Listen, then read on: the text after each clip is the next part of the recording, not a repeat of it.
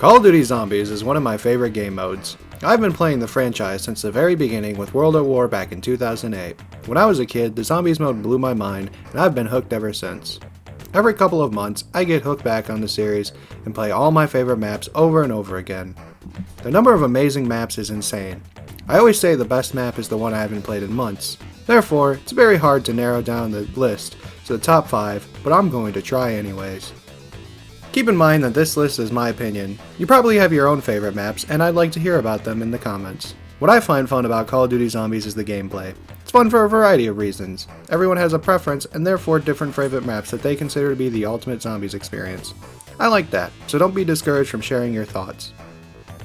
A few rules for the list. I'm considering all aspects of the map, except for 4-player co-op and Easter eggs. This game has always been 1 to 2 players for me, 3 at most, and I'd prefer if you understood how I'm judging these maps. I'm not considering Easter eggs because I've never cared about them. To me, Zombies is like an arcade game where you see how far you get before you die. Before we get into the video, please hit that like button and hit that subscribe button for more gaming content. Without further ado, here is my top 5 favorite Zombies maps.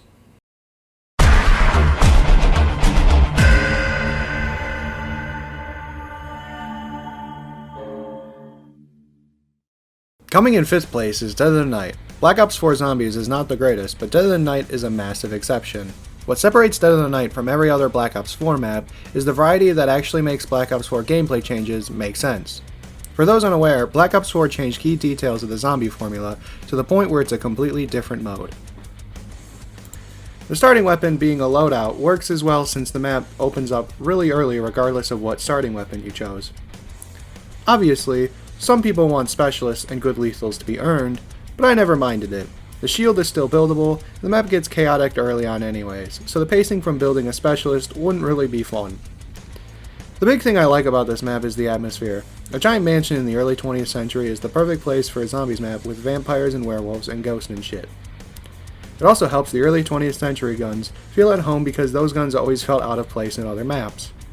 On top of that, the Wonder Weapon is my favorite in the series. It's like a ye old ray gun. Overall, this map is great for being the best Black Ops 4 map, and I kinda like popping it in from time to time.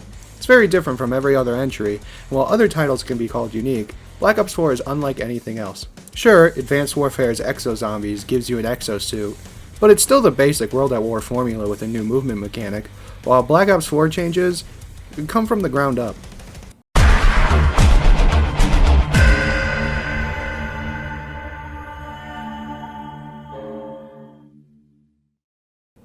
Coming in 4th place is 5. 5 is one of my favorite maps simply for its addictive, hard gameplay. Something I really like about the older Call of Duty Zombies, and many custom maps, is the simplistic setup being very difficult. 5 is a map of the Pentagon where you play as some of the most important people from the Cold War era. It was the first map made for Call of Duty Black Ops 1 Zombies, and just like Nocturne Totem before it, it's made entirely out of campaign assets, which isn't a bad thing. The office aesthetic is really unique to this map, and I wish they brought it back. Maybe a 1970s office space or something. That'd be cool. Playing with friends is incredibly common since most people played the map because it came free with the game. This makes it incredibly easy for 4-player split screen going as long as you have the resources and the people. I don't. Its earliness can be seen by the lack of a new perk, which hasn't been done at the time as the first new perks from the main 4 were added in DLC 1 with Ascension. However, Mule Kick does appear on the map, making it a little better. Anyways, 5's only major flaw is the lack of cohesion in the teleporters. New gameplay mechanics made the Black Ops 1 DLC famous, but this one was clunky and terrible because you never ended up where you wanted. The War Room. This was fixed in Black Ops 4 Remake Classified by telling you where the teleporter takes you, rather than, fuck you, it's random. Idiot. Classified isn't a perfect remake, since many elements from 5 are removed such as the scientist and the difficult setup. However, the Black Ops 4 elements on top of a perfect classic map is a good combo that makes it easily the best map in the game. What makes 5 amazing for me is the tight corridor gameplay, the scientist, and the Wonder Weapon. All 3 of these elements blend together perfectly. The Winter's Howl would be useless on most maps, but the tight corridors of 5 makes the most out of this Wonder Weapon. The scientist is also stressing in a fun way, since he takes away your guns and makes you chase him back for it. Maybe. It can be hard. Overall, 5 is an excellent experience I always enjoy coming back to. Classified is a fine remake, but I prefer the original all day. Get some boys together and play 5. Now! I'm not asking!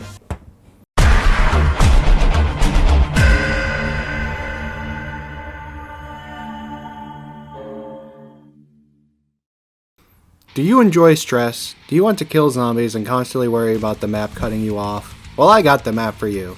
Moon is great and fun, but it is a bitch to play. The map is proof I don't just enjoy hard maps, because holy hell, this is the hardest one I play. On every other map, it's a challenge to get fully set up, but the Moon has no easy full setup without losing good air pressure in the tunnels or biodome. I love the hacker system on this map. It makes the map stressful, but it also keeps the map fully engaging. On top of that, you lose your spacesuit for the hacker, giving you a 15-second timer before you die in any given low-gravity spot.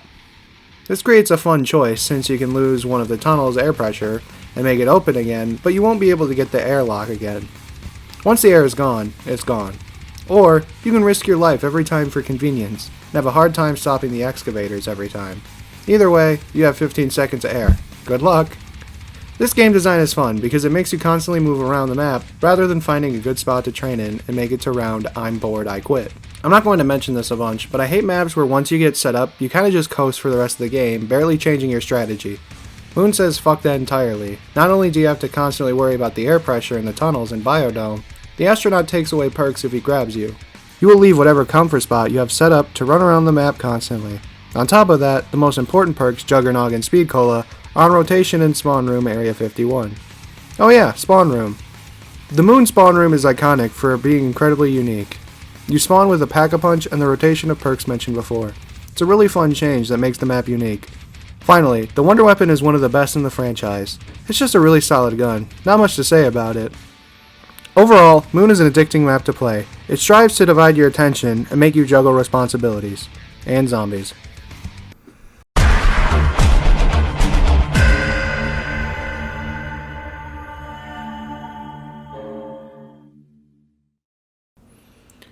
Coming in second place is Shangala. Shangala is easily the most beautiful looking map, with all of its vegetation and ancient architecture. However, this map is more than just a pretty looking map. It's a sublime zombies experience. What makes Shangala one of the best zombies map is the difficulty of the map. It is without a doubt one of the hardest zombie maps ever made because it has very little space to fight zombies. You are constantly running around the map trying to kill zombies without getting overrun. For me, this is the ultimate simple zombies map. It's a big circle with connections like a slide, minecart, or water jumps. The Wonder Weapon is incredibly rare, which makes it a wonderful surprise every time it shows up. This is one of those maps where playing the original is far different. The Black Ops 3 version has PhD switched with Widow's Wine. This changes the strategies immensely, since both change tight corridor gameplay. Gobblegum is also added, making it so getting all the perks is no longer a pain in the ass. On top of that, most box weapons are good in Black Ops 3. I prefer both versions of the map, and merely see it as a difficulty slider since the Black Ops 1 version is so much harder. On top of all that, the perks change location every time you start the game. It's not much, but a little variety never hurts, especially when there are many perks to choose from. On top of that, playing with friends is fun since you have to balance the separation between you two, or work together efficiently as a team. Overall, I like Shangri-La because it reminds me of the good old days playing zombies. My only concern is to make it to a high round, and I find that fun.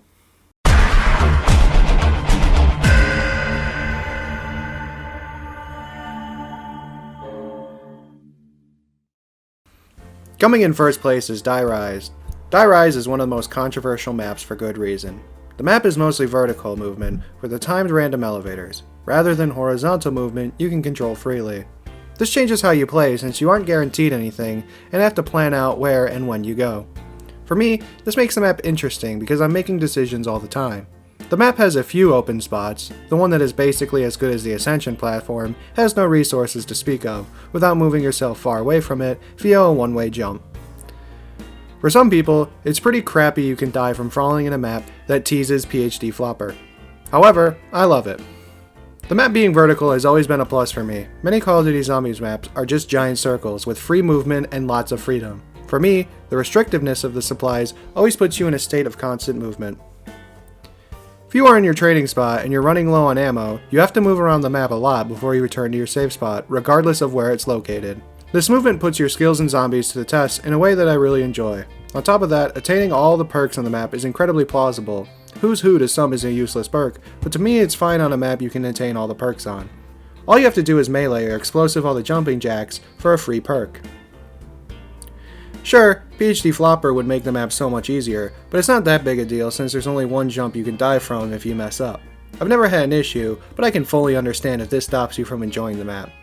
This liquefier is the perfect wonder weapon on a map you can fall off. I also like that it's a buildable wonder weapon anyone can make. Plus, it allows you to decide who gets it when playing as a team. I actually don't mind not having this liquefier while playing with friends, since the amount of good wall weapons to occupy your free mule kick slot is staggering. The AN-94, the PDW, the SVUAV, all these weapons pack-a-punched make an excellent destination on your round trip around the map. All in all, Dirise is my favorite map since I love the vertical movement that forces you around. Sure, it's not perfect, and I could make minor adjustments, but it's my most fun time on average.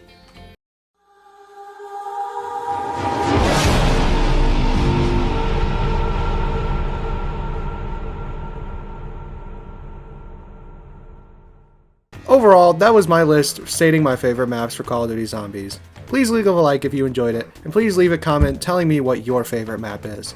Also subscribe if you're interested in more gaming essay content.